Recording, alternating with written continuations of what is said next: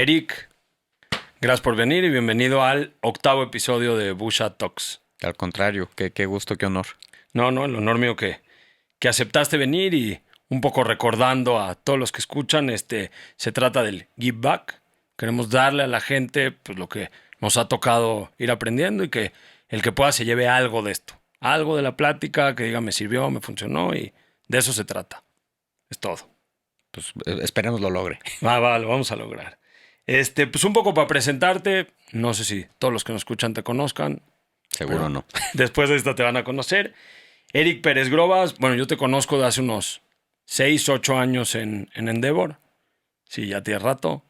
Amigo, mentor, y para mí eres una persona respetable, de conocimiento, chingona. Un poco contando, tú arrancas hace 30 años en McKinsey, ya pasaron los años. Ya llovió. Ya llovió. En el 99 te vuelves country manager de Mercado Libre, que ahí, con todos mis otros episodios, pues hace ahí la coyuntura de Mercado Libre.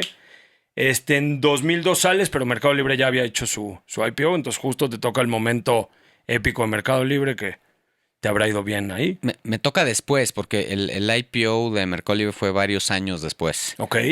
Pero efectivamente agradezco que parte de lo que me hizo abandonar mi carrera en McKinsey y unirme a Marcos fue pues que había la posibilidad de tener equity. Entonces agradezco que sí, el IPO fue un momento importante para mí. Súper. Y bueno, después tú pasas por algunos trabajos directivos y yo le pongo a Eric versión 2.0 en el 2013 cuando entras en Endeavor. Estás en el board de un chingo de empresas, estás mentoreando. Una de esas que mentoreaste pues fue Bushak. Y después sigues en bastantes. Creas tu fondo, el de Wolf, que ahorita nos contarás. Y más adelante, pues creas Lambo con otras 3 personas, que espero algún día tengamos aquí a los 4 juntos. Y hoy eres presidente de Lambo, que es la Asociación Mexicana de Ventas Online. Entonces, un poco habiéndote presentado y arrancado la plática, a mí se me ocurrió decirte, pues Eric, vente al podcast para hablar del tema de fondos. Que yo, desde que arranqué en Endeavor y todo esto de emprender, siempre fue ahí como algo gris, donde dices, pues hay unos güeyes, tienen mucho dinero, me lo pueden dar para que yo cumpla mi sueño, pero no, como que no todos terminan de entender. Ahorita llegaremos a las preguntas de para qué están, qué quieren y todo. Entonces me gustaría arrancar por ahí de ¿qué es un fondo? O sea, un chavito que dice, estoy arrancando y hay unos güeyes que dan lana y hay los fondos. Entonces, ¿qué es un fondo? ¿Qué espera el fondo? ¿Para qué sirve? Mira, me di un paso más atrás y, o sea, como emprendedora o emprendedor, una de las decisiones más importantes que vas a tomar al principio es qué tanto quieres acelerar el crecimiento de tu empresa a cambio de ceder una participación de tu empresa, ¿no? O sea, hay gente que de manera muy exitosa ha creado negocios y nunca ha tenido que tener un solo inversionista. Típicamente eso te alenta mucho el proceso. Por el otro lado, traer un inversionista, pues tiene consecuencias buenas y malas. Y hay todo tipo de inversionistas. Están los famosos friend, family and fools, ¿no? Que puede ser tu tío, tu tía rica, puede ser tu mamá, puede ser tu papá. Ya hay mucha diversidad. Ahí me ha tocado ver de todo. Ver desde que consiguen gente extraordinaria hasta gente terrible. Los fondos somos instituciones profesionales que nos dedicamos exclusivamente a invertir. Ya vemos diferentes tipos de fondos y nosotros lo que hacemos es invertimos el dinero de terceras personas y eso también no es trivial. O sea, cuando tú aceptas el dinero de un fondo, estás aceptando el dinero de una institución que tiene que cumplir con sus inversionistas a su vez. Y hay todo tipo de fondos. Yo específicamente lo que creé es un fondo de Venture Capital que te diría que la cualidad más importante a tener en cuenta es que yo necesito que en las empresas que me va bien crezcan exponencialmente. ¿Por qué? Porque en varias de las empresas en las que invierto van a fracasar porque yo invierto en cosas muy riesgosas, increíblemente riesgosas. Y entonces, como en varias me va a ir mal, en las que me va bien me tiene que ir muy bien. Y entonces cuando alguien me busca a mí, tiene que entender que yo voy a buscar que y evidentemente somos abiertos en esto, o sea, no se entera el día No hay que secretos. no hay secretos, pero sí implica que esa persona está dispuesta o está buscando crecer exponencialmente, porque eso es lo que yo busco para invertir y eso requiere sacrificios, requiere muchas cosas que quizás no necesariamente tú como emprendedora o emprendedor quieres. O sea, es muy válido decir, yo soy hijo de una emprendedora. Yo, por cierto, yo hago lo que yo hago en tu cuando hablabas de mí, no vino la parte más importante de mi vida y es, o sea, yo soy hijo de Alfredo y de Ilsa. Alfredo, un extraordinario lector, alguien que me enseñó a pensar siempre en números. Mi mamá, una emprendedora que nos sacó adelante con su negocio y yo hago lo que yo hago porque siempre tuve la meta de cómo puedo yo ser alguien que pueda ayudar a las personas que emprendan, que no tenga que ser tan pinche difícil como me tocó ver con mi mamá, ¿no? Yo me levantaba y mi mamá ya estaba despierta, o sea, me levantaba a las 5 de la mañana y mi mamá ya estaba despierta y me acostaba a las 10 y mi mamá seguía despierta. Entonces, pero bueno, todo esto para volver a... Mi mamá tiene, es más, todavía tiene su negocio, pero mi mamá nunca pretendió tener un negocio que creciera de manera exponencial. Mi mamá lo que quería era tener un negocio para mantener a sus hijos. Mi mamá hubiera sido un error garrafal tener a un inversionista de Venture Capital que le estuviera respirando encima. Tienes que ser 10 veces y por lo tanto no puedes ir a escuchar a tu hijo en su concurso de declamación, ¿no? Sí. Entonces, bueno, perdón, me expandí mucho. Para responder, los fondos somos inversionistas profesionales porque nos dedicamos a eso y podemos ser una fuente de dinero para que tú crezcas. La clave es que entiendas con quién estás asociando y que te asocies con gente que tiene tu misma visión. Si tu visión es un negocio que no quiere crecer exponencialmente, no consigas un venture capital. Si sí tienes esa misión, esa ambición, definitivamente venture capital te puede ayudar mucho. Ok. No, suena interesante y me quedan algunas dudas. Bueno, una rápida es, de esas empresas que tú agarras, ¿cuántas esperas que les vaya bien y cuántas ya sabes que van a desaparecer? O sea, ¿cuál es el ratio de la historia? Yo espero que le vaya bien a todas. O sea, yo ¿no? Yo Sí. que cada que firmo un cheque, de verdad lo firmo con la mayor convicción de que estoy invirtiendo en una historia de éxito. Ok. Ahora, mi mamá tiene una frase que es: hechos son amores. Ok. Entonces, al final del día, nosotros como inversionistas somos exitosos cuando el dólar que invertimos, la acción que compramos a $1, la podemos vender en $10 o más, Ok. ¿no? Y me voy a mi primer fondo, que es el que tiene más tiempo. Mi primer fondo, lo comentaste, arrancó en el 2013. En ese fondo hicimos 10 inversiones. De esas 10 inversiones, 2 empresas ya cerraron, o sea, 20% pérdida total. Y 4 hemos logrado ya vender con retornos de 10 veces o más. Listo. Pero eso no es normal. Normalmente es el 20%. Típicamente lo que tú ves en la estadística de Venture Capital es fracasa totalmente entre el 20 y el 50% y tienes un éxito extraordinario en 20% o menos. Okay. En hechos, hemos sido afortunados que mi fondo, en lo que va del fondo, que le quedan todavía año y medio de vida, 2 pérdidas totales y 4 que han sido extraordinarios éxitos. Ok. O sea, tú esperas, o el promedio de un fondo es, me gasté 100 y en el promedio tengo que recibir 200 al final. Te diría que 300. O sea, los fondos, cuando tú ves la estadística, los mercados que ya llevan tiempo haciendo esto, te diría que son Estados Unidos e Israel. Y entonces, si tú quieres ver la historia de esta industria, voltea a ver Estados Unidos e Israel. Okay. Y en Estados Unidos, reconozco que de Israel no conozco los números, pero de Estados Unidos, el top cuartil de fondos regresa cotidianamente al menos 3 veces el fondo. O sea, si tú quieres decir, yo soy como el top cuartil de fondos gringos, tengo que estar pensando que por cada $1 que me dio un inversionista, le voy a devolver mínimo 3. Okay. Eso es lo que tenemos que aspirar, como mínimo, para hacer un muy buen fondo. Ok, ese es O sea, sí, es donde está hoy el estándar. Sí, la Más o estadística menos. eso te dice. Evidentemente, entre más te acercas a los mejores, pues empiezas a hablar de 3, 4, 5, 6, 7. Pero con 3 es que estás haciendo la chamba como si hubieran puesto su dinero allá en un muy buen fondo. Ok. Entonces, y un poco con lo que dices, bueno, me queda claro que el dinero te da velocidad.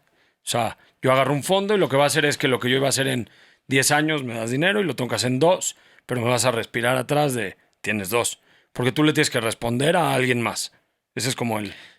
Quisiera aclarar, hay de fondos a fondos, y algo que siempre les digo a las emprendedoras y emprendedores, no aceptes un solo centavo de nadie que no puedas validar con otras personas cómo les fue con esa persona de inversionista. La realidad es que no tenemos solo 2 años. O sea, la vida de un fondo es de 10 años. Y cualquiera que crea que en 2 años va a poder ver una historia de éxito No, está mal de la cabeza. Con lo cual, si tiene un inversionista que le está respirando en la oreja, no quieres inversionista. No, nosotros lo que buscamos es salidas aproximadamente, las empezamos a contemplar a partir del año 5, pero típicamente las ves por ahí del año 7, 8. Mencionabas ok. Mercado Libre. Por ejemplo, yo en el caso de Mercado Libre, yo y creo que muchos no vimos un solo centavo hasta 8 años después. Entonces, ¿quieres inversionistas que tengan esa mentalidad? Es decir, sí, o sea, en 8 o 10 años quiero ver un retorno extraordinario, pero pues los retornos, pero las historias de éxito llevan tiempo. Claro. Bueno, vas con tu seguimiento en el camino. O sea, no lo vas a soltar esos 8 o 10 años porque pues, ahí está tu dinero. Más que no soltarlo, es en qué lo puedes apoyar. O sea, Ok. fíjate, yo soy muy afortunado que recién comencé mi carrera como inversionista, conocí a uno de los primeros inversionistas de Twitter. Ok. Y platicando con él, le dije, oye, pues yo quiero aprender de ti. Yo cada que conozco a alguien que puedo aprender, le hago preguntas. Y le dije, oye, pues yo estoy comenzando mi carrera como inversionista, tú claramente eres un inversionista exitoso, ¿qué consejos me darías? Y me acuerdo que me dijo, te voy a dar un consejo. Dije, ok. Me Venga. dijo, como inversionista, y aparte yo venía de haber sido director general de empresas. O sea, yo tenía, y le había contado eso. Entonces me dijo, como inversionista, tú tienes que aprender a tener una mentalidad más que de papá, de abuelo. Yo, chinga, güey. ¿Cómo funciona eso? Pues sí, explícame, por favor, porque yo no. Me dice, sí, sí, sí. Me dice, cuando tú eres papá, de niños chicos, porque niños ya adolescentes, que es mi caso, ya no aplica, pero de niños chicos, tú sí mandas. O como CEO, como director de una empresa que me ha tocado serlo, pues tú dices, quiero que se haga esto y se hace. No es así cuando estás invirtiendo en un emprendedor o una emprendedora. El abuelo o la abuela sabe que no tiene control absoluto sobre sus nietos, pero quiere ayudarlas, quiere ser una figura inspiradora y entonces aprende muy rápidamente a cómo no exigir, sino convencer. Ok. Entonces me dijo, como inversionista tienes que entender que ese es tu papel. Tu papel no es ser papá, tú tienes cero control, cero derecho, nada, tú eres como abuelo. Tienes que aprender a tratar de influenciar, pero al final del día, pues la decisión siempre va a ser de la emprendedora. Y lo que siempre he tenido yo muy presente, porque me tocó tener emprendimientos, es, pues para el inversionista tienes muchas inversiones. O sea, al final lo que platicamos ahorita, fondo 1, 10, Sí. yo necesito que 2 vayan bien. El emprendedor es su vida y tienes que respetar eso. O sea, tienes que respetar que la emprendedora se le está jugando, ahí está su vida y al final Es entonces un... la última decisión debe ser de ella. Y eso, la verdad, yo sí lo tengo muy grabado como inversión. Entonces, agradezco que tuve esa plática. Entonces, siempre he intentado ser una persona que intente convencer, pero también siempre he sabido, y esto viene más de mi vida previa como emprendedor, que tengo que respetar que es la vida del emprendedor y al final entonces debe ser su decisión la que más cuente. No, está bueno porque aparte, pues él tiene una ficha y se la está jugando toda y tú tienes Sí, 10, 20, 40 fichas. O correcto. sea, no, está interesante. Otra que traigo ahí, que hace rato platicábamos un poco también para traerla, es, me ha tocado los que apenas arrancan, que dicen, listo, yo tengo una super idea, me traigo al fondo, le voy a decir que mi empresa pues, pinta para $2 millones, le van a meter y listo. Ya casi se sienten retirados. Tal vez yo dije, güey, está muy lógico, pero empieza a ver como en la nueva generación con esta claridad que no tiene del fondo, de como que la gente, igual y erróneamente, está creyendo que el fondo entra y te compra. Y en realidad no te está comprando nada, está invirtiendo pues un poco en la empresa y creo que más en ti todavía que en la empresa, ¿no? Pero Definitivamente es todo. A ver, hay fondos que invierten en diferentes etapas, ¿no? Cuando un fondo invierte en una etapa más adelantada, pues sí, ahí típicamente está invirtiendo ya en un cascarón, en una máquina. Yo, por ejemplo, que invierto en etapa temprana, definitivamente estoy invirtiendo en personas. 100%. O sea, ok, mi decisión de invertir va sobre la persona. Ese es un hecho. Y efectivamente, lo que estamos haciendo es, pues, decidir ser parte de la historia de este emprendedor, de esta persona. Y por lo menos parte de sus primeros años de historia. ok. Y lo que vamos a buscar es tratar de magnificar las posibilidades de éxito porque vamos de la mano. O sea, yo ya, por lo menos la inversión que puse en esa persona está atada al desempeño de esa persona y de su empresa. Ok. Y ahorita que dijiste lo de etapa temprana y etapa más madura, ¿qué tipos o sea, hay fondos de diferentes tipos para diferentes etapas? Un poco para que todos entiendan cuáles son las etapas, qué tipos de fondos. Entonces, ¿quién hace match conmigo? No puedo ir yo que estoy en una etapa con un fondo que entra en otra. ¿Cuáles son Es esos buena puntos? pregunta. A ver, uno creo que tiene que ver con el tamaño de cheque, o sea, cuánto dinero estás buscando. Por ejemplo, nosotros, nuestro mundo ideal como inversionistas es poder colocar inversiones de $2 millones. Eso es, nos hemos movido, sí, pero hoy en día eso es lo que es ideal para nosotros. Pero por el otro lado, también no queremos ser los únicos inversionistas de la ronda. Siempre quieres ver que hay más inversionistas de la ronda. Entonces, si solo quieres 2 millones, no soy tu opción, porque yo necesito que quieras al menos 3, ¿no? Por decir algo, Ok. mis 2 más uno más que consigas de otros. Sí hemos variado, sí de repente hacemos cheques menores, pero entonces, bueno, una cosa es cuánto dinero quieres, ¿no? Hay fondos, por ejemplo, uno en el que yo soy cercano y que de hecho le estoy agradecido porque soy, además de inversionista, me ha ayudado a conocer emprendedores y empresas, es 500 Startups. 500 Startups hace cheques pues de menor tamaño, ¿no? Menos de $100,000. Y todavía más abajo, pues tienes Los Ángeles, ¿no? Sí. Entonces, tiene mucho que ver con cuánto dinero quieres levantar, con qué tipo de fondo es el que debes de ir. Te diría que esa es como una variable muy importante. Y otra también el valor de la empresa, porque yo puedo ser nadie y digo, yo creo que mi idea ya vale 10 millones, pero no tengo nada. Entonces, también tiene que ver con la etapa, ¿no? Pues mira, eso ha cambiado o sea, lo más exagerado que me tocó ver fue gente que con un PowerPoint levantó una evaluación, si no me equivoco, de 50 millones. Eso fue lo más exagerado que lo vi que pasara en el 2021. Yo no considero descarado, y los otros me invitaron a hablar a BBVA y les dije, estábamos varios fondos y todos, no, es que tienen que tener evaluaciones baratas. Pero le dije, a ver, no es lo ideal, yo no digo que, pero yo he pagado evaluaciones o sea, he considerado que una empresa sí vale 10 millones en PowerPoint. Lo he hecho. ¿Por qué lo hice? Porque el equipo que me trajo esa idea me pareció extraordinario y además la idea me parecía extraordinaria. Entonces yo te puedo decir que alguien como yo sí ha decidido con pero extraordinario, ahí sí quiero, Sí. con un extraordinario equipo, con una idea extraordinaria, decidir, sí, te compro que esta idea que tú estás poniendo en la mesa vale eso. Y te voy a invertir asumiendo que eso vale Sí, sin sí, haber probado el modelo. sin haber probado el modelo. Pero te estoy hablando de mi caso más extremo. Sí. Como te dije, me tocó gente que creía que podían ideas valer 50 millones. Eso sí yo nunca he hecho. Sí.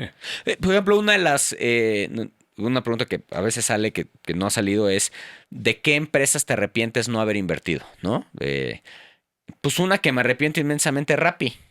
O sea, yo pude haber invertido en Rappi cuando apenas estaban operando en Bogotá y apenas me buscó Simón y me dijo, oye, te busco porque alguien me dijo que si llego a México sería bueno tenerte de inversionista. Ah, buenísimo, pues me parece un tipazo extraordinario todo. Oye, perfecto, ¿y por qué evaluación? No, no hay evaluación. ¿Cómo que no hay evaluación? Sí, tú me das el cheque y te vas a enterar de cuál fue la evaluación hasta que ya cerremos. Para mí eso pues no entraba dentro de mi criterio de inversión, decliné, fue un error, ¿no? Me hubiera ido extraordinariamente Bueno, bien, con lo cual te habla de que hay gente que es capaz de levantar incluso sin ponerle precio a la empresa. O sea, ok. de esa me pasó, con lo cual te digo que sí es cierto. O sea, yo sí sé que hubo gente que invirtió en Rappi sin saber Sin cuál era precio. la evaluación a la que iba a entrar. Pero si hoy te vuelve a tocar uno que te digo, ahora yo te caigo bien y dices, este güey pinta que jala, y te vuelvo a pedir dinero y sin valuación, igual le No, volverías a decir que no. no creo que nunca lo haré. O Ok, sea, a ver, si algo me ha enseñado la vida es nunca digas nunca, ¿no? Eso sí ok, también. Creo que con la información que tengo, nunca en mi vida voy a invertir en alguien que no puedo saber la evaluación a la que estoy invirtiendo. O sea, la probabilidad de que lo haga yo creo que es extremadamente baja. Una vez más, la vida me ha enseñado a nunca digas nunca. ok. Un ejemplo es que yo pensaba que yo iba a ser toda mi vida soltero y tengo y hoy en día tengo 3 hijos, dos perros. Entonces, nunca digas nunca. Nunca digas no. No, está bueno. Es que creo que aparte toda esta parte de los fondos, no sé si está clara o más nublada con toda esta historia ahora de Shark Tank que está súper de moda. Es como, pues unos güeyes te ven, tú lo traes probado, te tiran un número y tienes dinero. Y creo que esa no es la realidad. O sea, hay un due diligence que ahorita vamos a ver qué. O sea, A ver, pareciera algo como muy simple. Un güey, "Ay, te ves, se ve chingón, ¿cuánto vales? No, 10 millones, toma uno, dame el 10. Nos vemos en mi oficina. Y pues en mi caso no está tan alejado de la verdad. O sea, en mi te rifas así. caso a ver, es que yo sí he decidido invertir en alguien después de una hora de plática. Ya. Dicho eso, post esa hora de plática, acabamos de analizar los números y hice llamadas de referencia para aprender más de esa persona.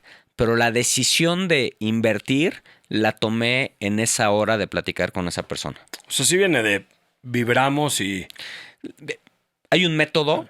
O sea, te mentiría si te dijera que no hay un método. O sea, sí, yo sí tengo un método de cosas que voy validando. Y por eso es que cuando veo a un emprendedor, pido que sea una hora. O sea, me pasa muy seguido que me dice, perfecto, media. Le dije, güey, media hora yo no la libro. O sea, pero ya me conozco, yo tengo una serie de variables que tengo que ir validando y sé que necesito la hora. Entonces, sí tengo un método, voy haciendo checklist de todas las cosas que me importan, pero en una hora sé si cumplí o no el checklist. Ok. Y algunos puntos sí que digas. Sí, encantado. O sea, ¿Qué debo ponerme vivo? la, Me vas a ver una hora y La otra vez alguien me decía, oye, pero ¿y no te preocupa revelar el secreto. el secreto? Le dije, pues no, o sea, yo de entrada, yo hago lo que hago porque quiero ayudar a emprendedores. O sea, si creen, si el escuchar las preguntas que hago les es útil, qué bueno. Y la otra cosa es que soy un firme creyente de la ejecución. Ideas hay miles. O sea, Sí. ideas, o sea, una vez me invitaron a hablar me parece que esa vez fue a Kellogg y había un estandarte atrás de mí, decía, la época de la innovación. Y les dije, oigan, pues invitaron al speaker equivocado, porque yo más que en innovación creo en ejecución. Entonces, que sepas la pregunta y qué pregunto es irrelevante, lo importante es, a ver, cosas que para mí es importante. Uno, validar que eres una persona que sabe venderse. ¿Y por qué es importante esto? Porque esa es la cualidad que te va a ayudar a conseguir dos cosas. Inversionistas, pero más importante aún, talento. Si algo es importante para que una emprendedora sea exitosa es el equipo que pueda reunir. Y la única manera en que va a reunir a un equipo talentoso no es con dinero porque no tiene dinero. Es con su capacidad de convencer a esa persona, que fue el caso de Marcos conmigo en Mercado Libre. A mí Marcos me convenció de dejar un trabajo que me pagaba mucho más en McKinsey. Es más, yo estaba en McKinsey Miami, living the life, ¿no? Sí. Y a mí Marcos me convenció de renunciar, regresarme a Ciudad de México a ganar yo creo que una décima parte y todo fue porque me supo vender el sueño que logró. Entonces, me es muy importante validar si creo que tienen esa habilidad o no. También me es muy importante validar qué tan buenas o malos son para ejecutar. Porque, de nuevo, a mí no me sirve de nada que tengan una buena idea si no la ejecutan. ¿Cómo valido eso? Sí. Persona que platiques que ha pasado en una plática te va a decir, y no entiendo por qué les sorprende, es imposible que tú puedas hablar conmigo sin que yo te pida que me muestres el Excel o lo que tú uses para medir las métricas de tu negocio. Me es importantísimo ver qué utilizas tú como emprendedor para medir cómo va tu negocio. Y nunca va a dejar de sorprenderme cuando no lo tienen. O cuando me dicen, sí, te lo mando, No, o sea, la plática es ahora. Yo en esta hora decido si sí o si no y necesito... Las buenas y los buenos me muestran paneles de control muy claros y donde viene lo que han estado siguiendo paulatinamente. Entonces eso también me es muy importante.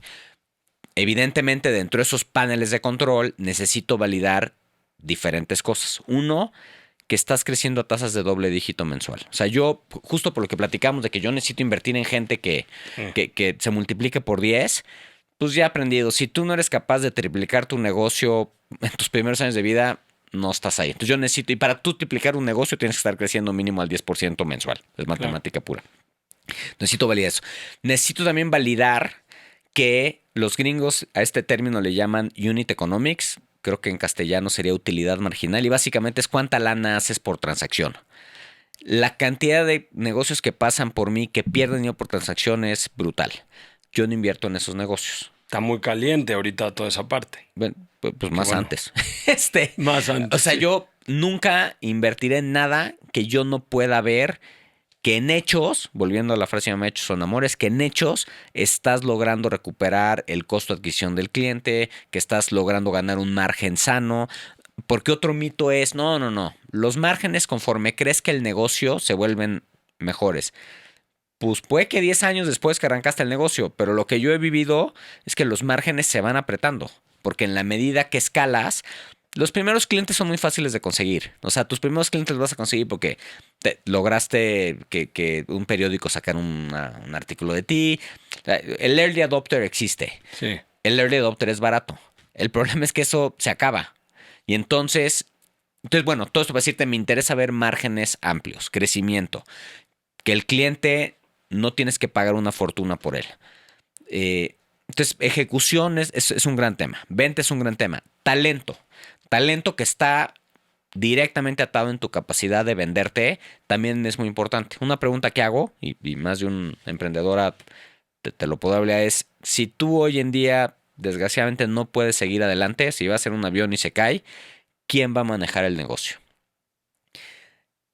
En todas las empresas en las que me he ido bien, ya había una respuesta clara a esa pregunta. ¿Por qué? Porque ya habían construido, ya habían comenzado a traer gente de tal talento que el emprendedor decía, bueno, pues sí, o sea, no, evidentemente no es ideal. No se puede salir, pero... Pero ahí está María.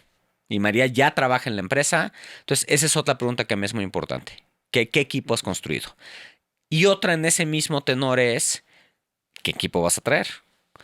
O sea, si ahorita, imagínate que tienes cartera infinita y eso es otro punto que les hago. Dame 5 nombres y apellidos de gente que vas a traer. Pero no me digas, o sea, pésima respuesta, Elon Musk. Sí, no.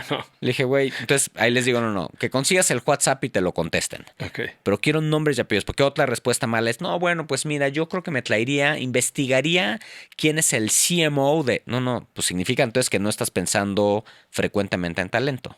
O sea, si estás pensando frecuentemente en talento, la tienes. Y me las contestan. Entonces también son temas que me son importantes. O sea, tú con eso haces tu... Tengo más. O sea, la plática dura 1 hora. Ok. Pero bueno, no, pero están muy buenos porque mañana alguien que escucha se enfrenta a un fondo y mínimo va listo. Muy importante. Yo no sé si estas son las preguntas que hacen todos los fondos. O sea, No. por ejemplo, te digo, a mí... Mi impresión es que muy pocos fondos quieren ver los números. O sea, más de una vez un emprendedor me ha dicho, oye, pues no entiendo por qué los quieres ver, nadie me los pide. Me piden que se los mande al analista. Claro. Digo, bueno, pues está bien, pero no, yo en mi caso el analista soy yo. Entonces, Ok. No, pero- muy importante, eso no significa que esas sean preguntas para todos los fondos. Mi consejo es que busquen averiguar de otros fondos qué tipo de preguntas ¿Qué hacen. piden? No, pero se me hace súper. O sea, esto a mí me lo decías hace 10 años y era de, güey, dame la receta. O sea, está muy bueno. Y si no te enfrentas a ningún fondo, te deberías estar haciendo esas preguntas. Fíjate que eso también les he dicho muchas veces. Así no quieras dinero, el arte de saber venderte y el arte de escuchar qué te preguntan puede ser increíblemente útil. Yo tengo un amigo en la maestría que se entrevistaba con todo el mundo. O sea, venía a la escuela a entrevistar Procter Gamble, le iba. Pero venía, no sé, la NASA, iba. Yo le decía, güey, ¿por qué? Luego él ya sabía que iba a ser terminando la maestría. Le digo, güey, ¿por qué vas? Me dice, porque no sabes cuánto aprendo. No sabes cuánto aprendo de las preguntas De que las me hacen preguntas. los entrevistadores. Claro, el chiste es la pregunta correcta. Sí, sí, sí. Y aparte de todo esto, y tocando un tema, yo ando medio clavado en el tema humano, esto, ¿te preocupa la felicidad del güey que tienes enfrente? ¿O esto es transaccional? O sea, No, pintas que me vas a ser millonario y te quiero, y si eres triste, a ver, seamos burdos. O sea, sí, yo sí necesito invertir en gente que yo crea que me va a dar, La realidad es que la gente que me da retornos extraordinarios, yo no sé si están buscando la felicidad, pero sí sé que están apasionados con el tema que quieren resolver. Eso sí te puedo decir. Que no necesariamente está no está atado ligado. uno de la otra. No me sorprendería si más de unas personas en las que yo he invertido son infelices. Lo que sí estoy seguro es que tienen una pasión y trabajan incansablemente en lograr ese sueño. Entonces, eso sí me interesa. Sí me interesa validar qué es lo que los apasiona, o sea, por qué están haciendo lo que están haciendo. Y si la respuesta es por hacer dinero, no es suficiente. No. O sea, sí necesito que quieran hacer dinero, porque si no yo viviría en el mundo social. Claro. Pero es lo mínimo indispensable. Ese es como binario, o sea, tiene que estar, ¿no? O sea, sí me importa más qué te apasiona y por qué lo estás haciendo. Ok. Sí, o sea, hay un tema de pasión que te va a hacer exitoso. La felicidad es como queda un poco de lado. Puede no ser feliz el güey. Puede no ser feliz. Dicho eso, yo, cuando se presta, que esto también es importante, o sea, en esta relación de abuelo, pues hay emprendedores con los que haces relaciones muy íntimas y hay con quienes no. Y no tiene nada que, o sea, yo algo que comulgo y vivo personalmente es en los hábitos diarios de felicidad. O sea, yo creo que es útil, sano y feliz si tienes hábitos diarios de felicidad. Yo tengo los míos. Mis hábitos diarios de felicidad son, yo todas las mañanas saco a pasear a Lucas, que es mi perro. Yo corro, no todos los días porque no quiero lastimar, pero mi meta es todos los años poder correr un maratón. Entonces, todas las semanas voy a intentar correr, lo cual me produce mucha felicidad. Leo, o sea, yo creo que es muy rara la vez que yo me acuesto sin leer un libro.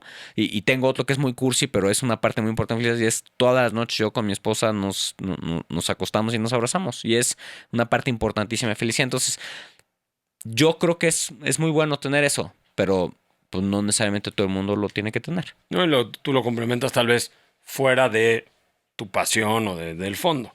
Que Sí, también se sí. vale, ¿no? No, a ver, y a mí me da mucha felicidad lo que yo hago. A mí me da una enorme felicidad conocer emprendedores, me da una enorme felicidad. O sea, me produce felicidad. Pero además tengo estos otros.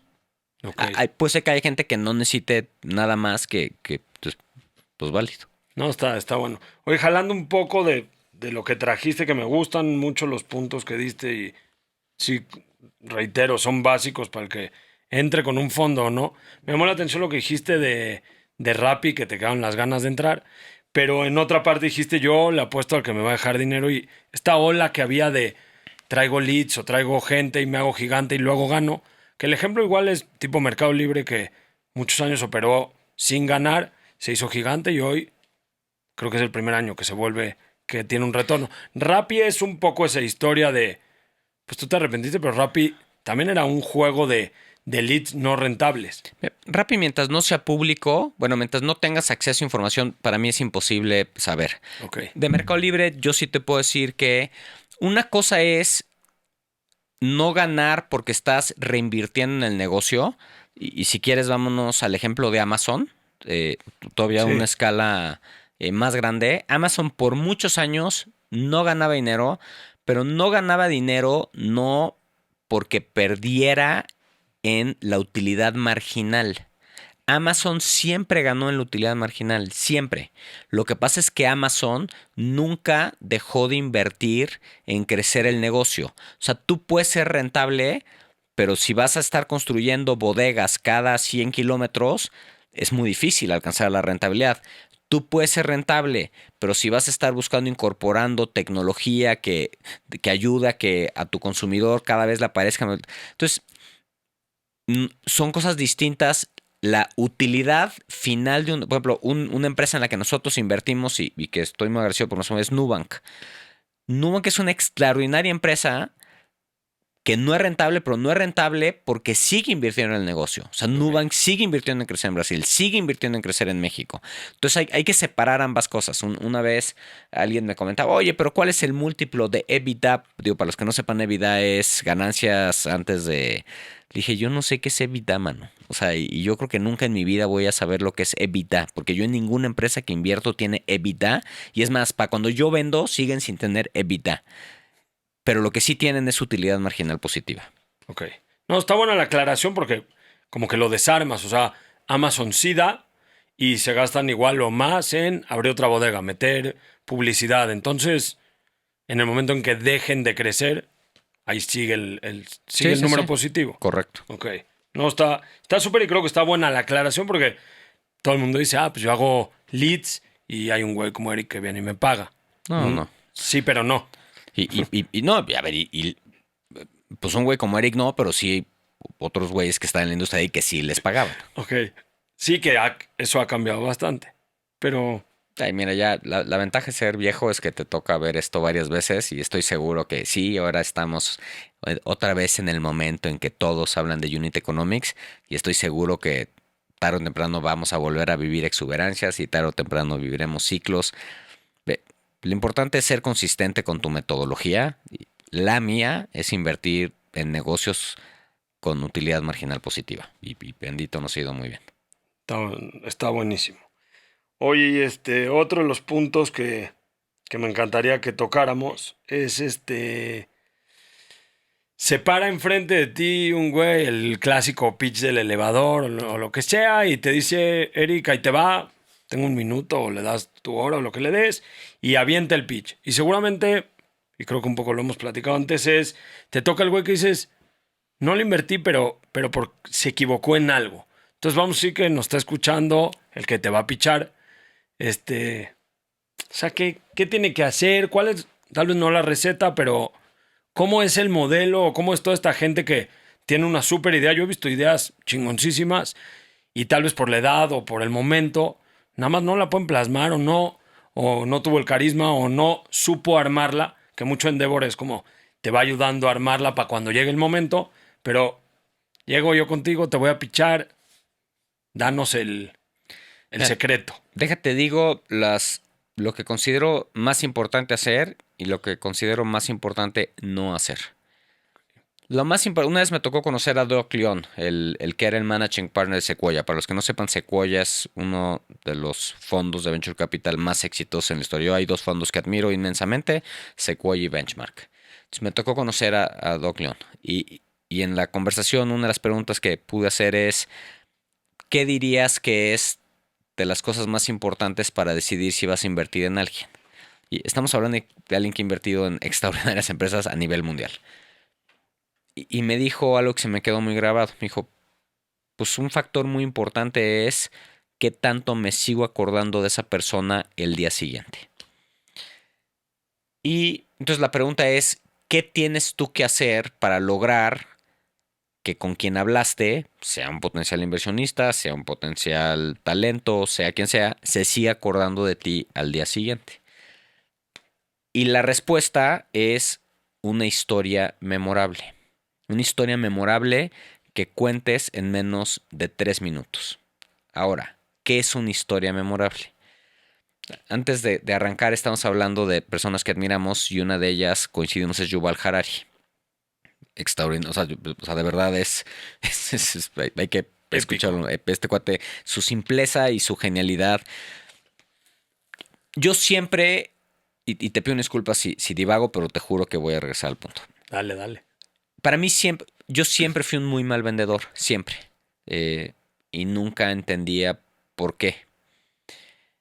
Hasta que leí, y leí muchos libros de cómo vender. Curiosamente, el libro donde encontré la clave para ser un buen vendedor no fue un libro de ventas, fue un libro de Yuval Harari. Yuval Harari escribió entre sus libros, tiene uno que se llama 21 lecciones para el siglo XXI. Y él ahí cuenta, no me acuerdo en qué contexto, pero cuenta que el ser humano aprendió a aprender a través de historias. O sea, nuestro cerebro está diseñado a recordar cosas que son contados en forma de historia, y por eso es que la humanidad tiene muchas historias. Entonces, primer paso, pues tienes que contar una historia. Pero el segundo paso es, ¿qué hace que una historia sea memorable? Y yo curiosamente, creo que ya lo he mencionado, para mí está muy grabado y me ha sido muy útil, este mantra de mi mamá de hechos son amores. O sea, mi mamá me enseñó lo que importa en la vida no es lo que dices, es lo que haces. Entonces yo era un mal vendedor porque contaba hechos. Y Yuval en ese libro dice, las historias que venden no son las que cuentan hechos. Son las que te venden el paraíso. Y dice, si tú te volteas a ver cuáles son las historias que más ha comprado la humanidad, son las religiones. Y si ponte a ver las religiones se basan en hechos inexistentes. O sea, tienes que creer cosas que es muy difíciles de creer. Tienes que creer que alguien abrió el mar, tienes que creer que alguien multiplicó el pan, tienes que creer que alguien se elevó de una roca enfrente de todo el mundo. Pues no son muy sólidos esos hechos. Por el otro lado, sí te ofrecen el paraíso. Te dicen, hay un paraíso. Hay un paraíso en algunos casos donde hay no sé cuántas vírgenes esperando, en otro, pero en todos hay un paraíso. Entonces, las historias memorables son las que te cuentan y te venden un paraíso. A mí cuando Marcos me convenció de dejar McKinsey para unirme a Mercado Libre, me vendió que iba a construir la empresa más grande de retail de América Latina. Hechos ninguno. No había ningún hecho detrás que lo sostuviera. Pero me vendió la idea.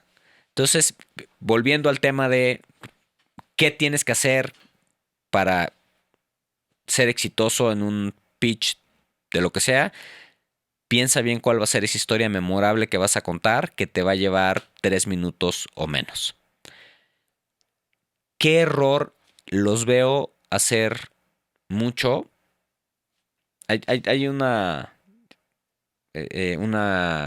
app o un negocio que se llama DocSend que tú puedes utilizar para mandar documentos. Y es útil porque tú puedes ver del documento que mandaste qué páginas se detuvo el inversionista, dónde no se detuvo. Y entonces DocSend es muy utilizado por muchos emprendedores para mandar el famoso deck, el documento con el que te vendes.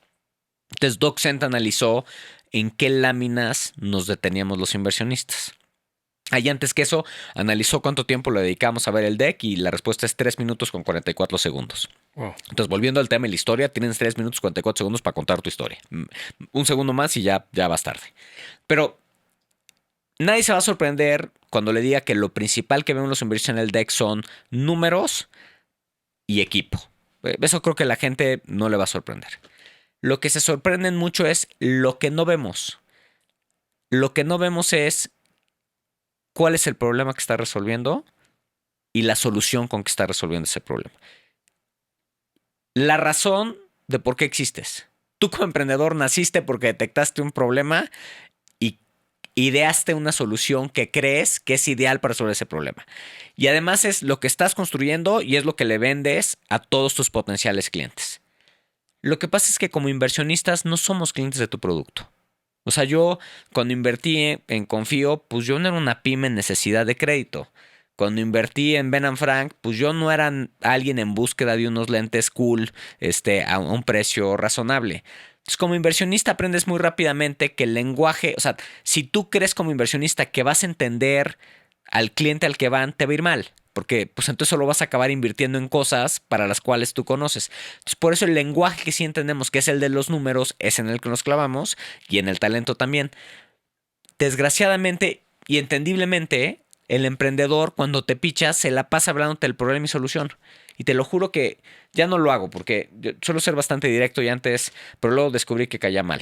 Y entonces la verdad no me gusta caer mal. Y te lo juro que antes le decía, no me interesa. O sea, no me interesa, ya te entendí. O sea, ya entendí, pero ya no me abundes sobre. Wow, Sí, me tienes que dar tu problema y solución, pero no le dediques todo el tiempo a hablarme de tu problema y solución, ok. porque estás desperdiciando tiempo valioso. Está buenísimo. O sea, yo llego contigo y te digo, aparte del problema de la solución, te lo estoy dando un poco en la historia, en el sueño. Sí. O sea, voy a resolver, voy a hacer un milagro, voy a abrir el mar. ¿Qué haces? ¿Qué cliente? ¿Cómo le haces? Me da lo mismo. Deja dinero y lo voy a hacer con estos güeyes que son expertos en esto. Sí, Punto final. sí, sí, sí. Y con eso tú, bueno, y tienes que conectar con el emprendedor. Siempre lo haces en persona. Fíjate que desgraciadamente obviamente con la pandemia se perdió y lo hicimos con Zoom. Yo en la medida de lo posible, cuando se puede, le pido al emprendedor que me permita visitarlo. Lo que pasa es que cada día es más difícil, sinceramente. O sea, si algo hizo la pandemia es que sí nos volvió seres del Zoom. Ok. Pero yo creo que en persona es mejor, pero entiendo, quiero ser. Y la verdad es que como la probabilidad de que le diga que no a alguien es alta, entiendo. Y la verdad es que, pues típicamente ya haces muchas cosas en Zoom. Ok. Sí, como que Zoom quita un poco esa conexión humana. O sea, Sí, de sentir al güey de enfrente. para mí sí. Para Sí, mí para mí sí, también. pero bueno, pues es lo que es. Bueno. No, está buenísimo. Y otra que, como un poco poner el comparativo es, mañana llega tu hijo y te dice, voy a emprender. Tú sí le dirías, vete con un fondo. O sea, ¿tú crees que es el camino correcto para todos y que le va a ir bien y va? Porque tú en tu hijo estás buscando pues, que sea un güey feliz. Creo que feliz antes de exitoso. ¿Tú crees que el fondo es el camino donde tú a tu hijo le vas a decir, ve y busca un fondo? Primero, a mi hijo y a mis hijas. Bueno, conozco, sí. O sea, yo soy hijo de una emprendedora y eso me importa mucho siempre Emprendedora recalcarlo, que no que levantó no capital. levantó. Y la pregunta es, a ver, uno, no todo el mundo debe emprender.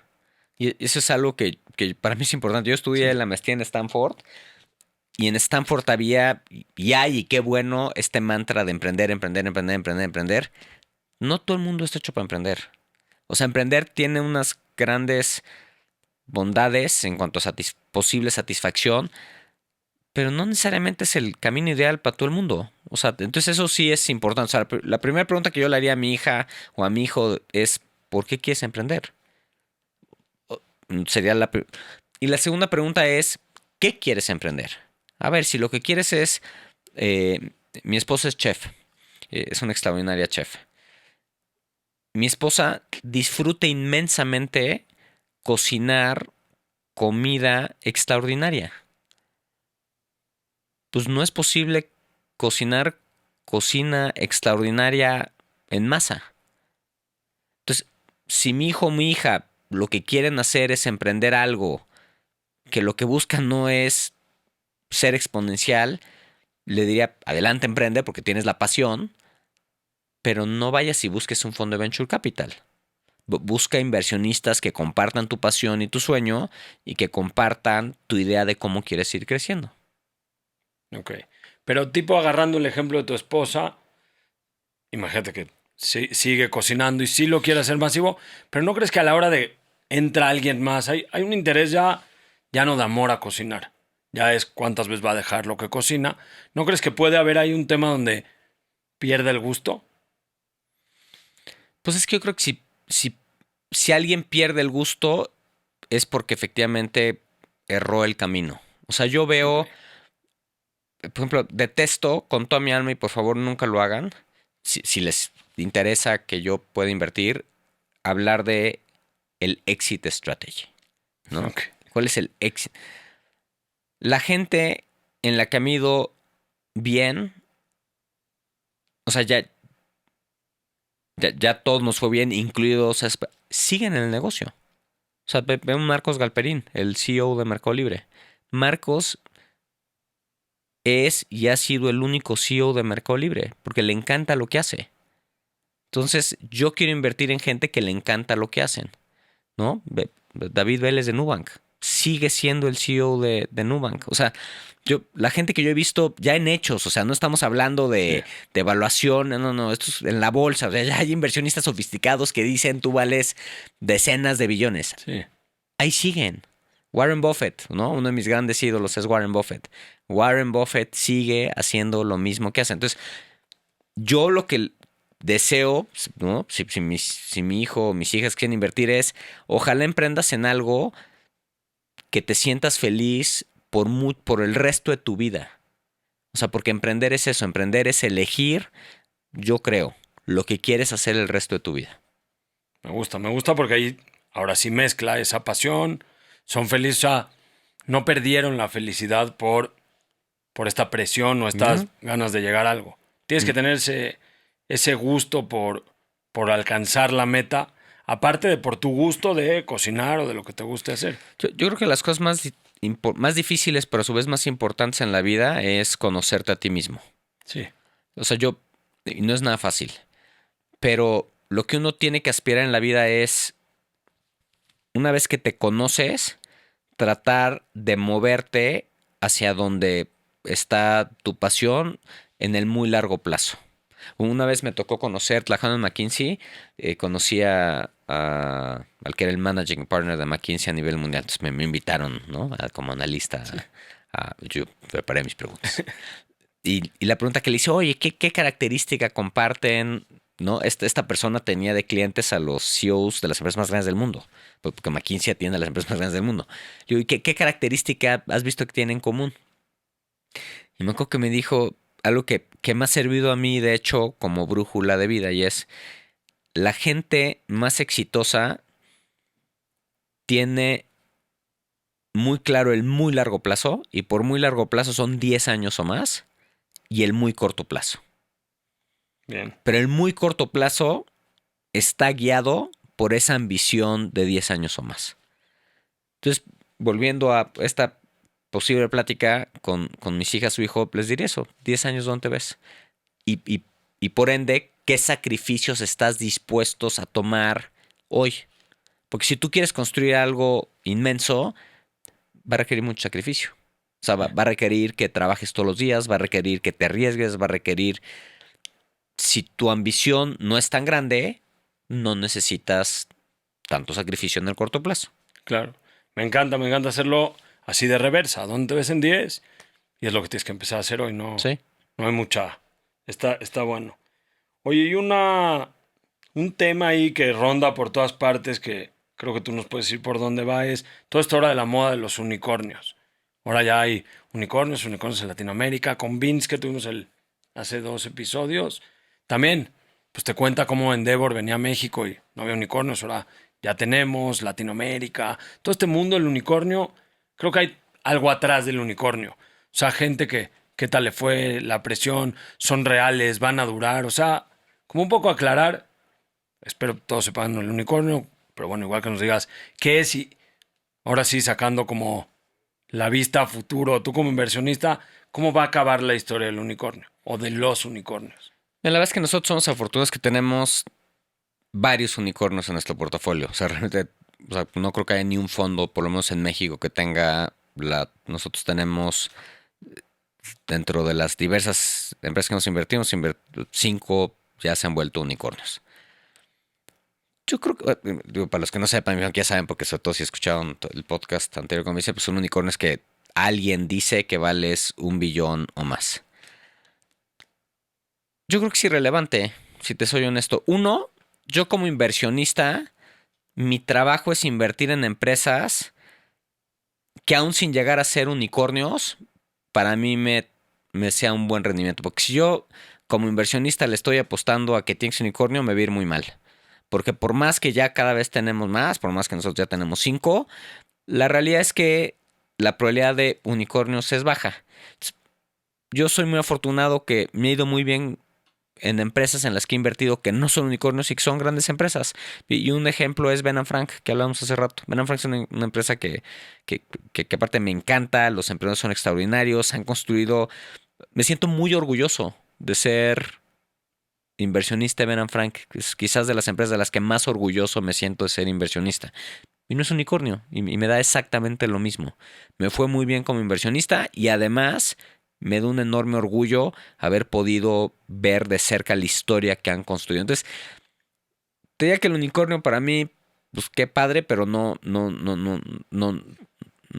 creo que tenga que ser la meta de nadie ser unicornio. Y a veces creo que pecan en buscar ser unicornio. No tiene sentido. O sea, lo que tiene sentido es querer construir una empresa grande, duradera, que esté proveyendo un servicio extraordinario a sus clientes. Eso es lo que importa. Y no tienes que ser unicornio para hacer eso. Digo, perdón, sé que no es lo que estabas preguntando, No, pero me gusta el cierre, o sea, es como un hito que han puesto, pero del lado del inversionista o tú personal, no te mueve.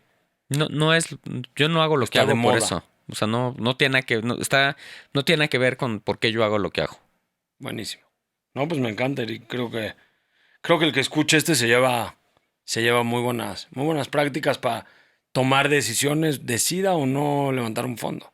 Entonces Sí, sí, creo sí. que les dimos ahí pues buenos tips y me encanta. Pues mil gracias que No, al te contrario. animaste, que Gracias y que la gente que decide emprender le deseo el mayor de los éxitos. A mí me produce enorme felicidad ver cuando la gente se anima a emprender y emprender es muy difícil, pero la satisfacción que les va a traer si lo hacen por las causas correctas va a ser inmensa. Incluso fracasando va a ser una, una extraordinaria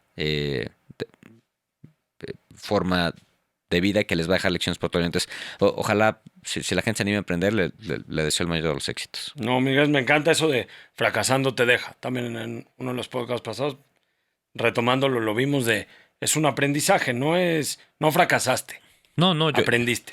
yo creo que más bien pobre de aquel que nunca ha fracasado. Sí. Porque si nunca has fracasado, es que uno, nunca te arriesgaste y dos, te has perdido de las lecciones más importantes de la vida, porque el fracaso es quien te trae mejores lecciones. Pero bueno, ya. Pero no, me encanta y queda así como cierre está increíble. No, pues mil gracias, Eric, y seguimos con esto. Al contrario, gracias a ti. Buenísimo.